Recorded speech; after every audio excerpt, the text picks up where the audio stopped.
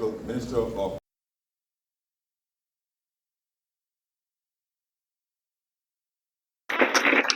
Please sit. Good evening, everyone.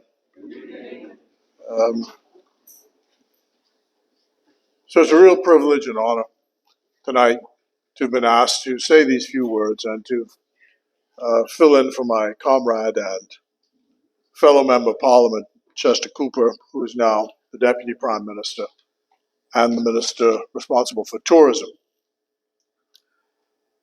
And Reverend John, all the Reverend gentlemen and ladies who are on the stage, to the Administrator, to Chief Counselor and his beautiful wife, and to you, ladies and gentlemen, brothers and sisters of Exuma.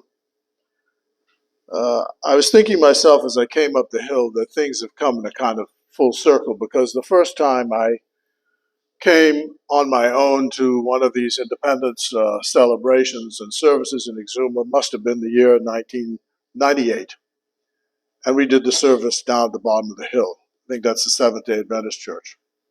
Someone actually sent me a picture recently of that event. I thought it had been lost. But I remember that quite fondly. And I've tried to come every year since then. I think one or two times I went up to Abaco, but I've tried to come here. And what I remark upon each year is the fact of the progress which this island has made. And this has been done through the leadership of a self-reliant community. And on this occasion, I want to congratulate the people of Exuma for the development of this beautiful community.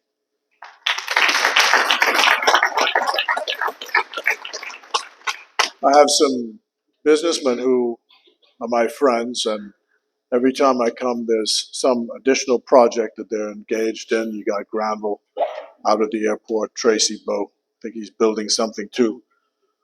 And I want to express my condolences to Elaine Lightfoot, who I understand lost her brother, husband. Yeah, my sister told me the wrong thing. And so condolences on his to her on his passing. And of course, the restaurant Blue, Alfred Maycock's daughter, who runs that operation. That's also a sign of great progress here. And I want to remember on this occasion some old friends who passed away, Ellie Moss and George Smith and Livingston Coakley and Charles Clark and Irvin Clark and E.J. Rowe and Danny, who used to work at BEC. All gone. But we are here. And it's our responsibility to make sure that their legacy continues. I want to say, however, to the younger ones, and I happily admit being an old man, and I'm glad for it. You know, when I was born in 1953, the life expectancy at birth of a male child was 50 years of age. So all of us who were born in the 50s, who are now in our 70s, we've gone beyond our expiry dates.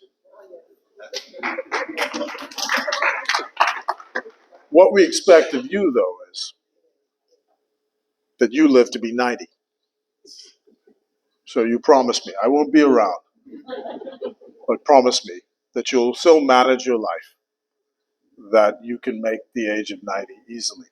Reverend John's father did much better than that, 100 years and 7 months. And I missed the sermon. I was supposed to leave Grand Bahama, but couldn't get the plane connected to get down here for his last sermon. But the point I want to make tonight to you is, it is great to recount all that has happened in the past and all those people who helped to put us where we are today. But remember that independence is a continuous struggle. The struggle is not stopped. The Portuguese say a luta continua. The struggle continues every day. And it meets various challenges, and tonight I want to address the Royal Bahamas Police Force. Within the last couple of days, you would have heard things by voice note which went to the very integrity of the force.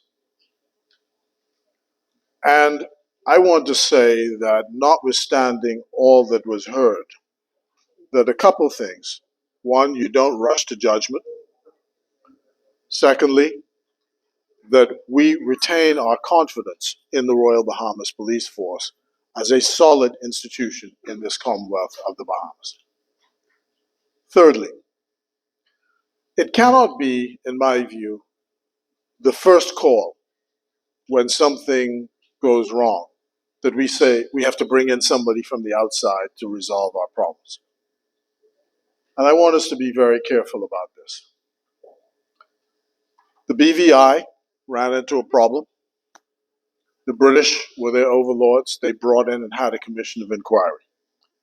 They suspended or threatened to suspend their government. The same thing happened in the Turks and Caicos Islands. This is not the Turks and Caicos Islands. With due respect to them, this is not the British Virgin Islands. We are an independent country. And independence means that when we get problems, we have the ability to resolve those problems ourselves. We don't call for anybody to come in and rescue us as such. There's no harm in calling for expertise where you don't have the expertise to do it. But our country should be at the point where it believes that our citizens are reliant on ourselves to help resolve our problems. I can't direct what is to happen. I'm not seeking to prejudice what is to happen. But I want us, on occasions such as this, to have a firm sense. You heard what the young man said. He's very proud of his country. So we must have, as adults, a firm sense of our institutions, and we must move to ensure that they have integrity and that they continue to be strong. So in the first instance, let us make sure there's a presumption of regularity. The rules are being followed. The rules will be followed.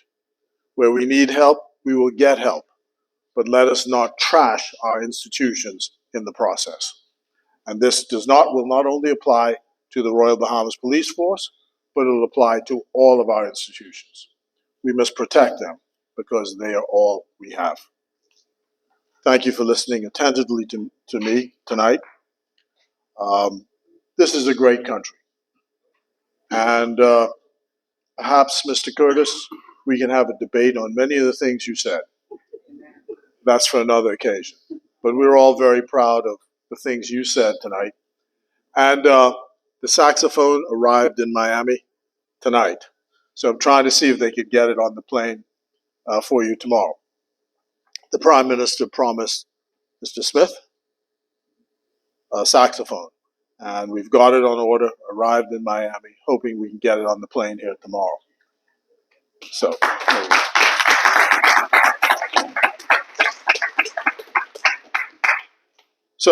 thank you very much. It's a real pleasure, privilege being back here in Exuma.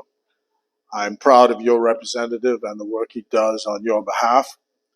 You, Reverend Gentlemen, I look forward to what you have to say tonight. And I guess that's it for me.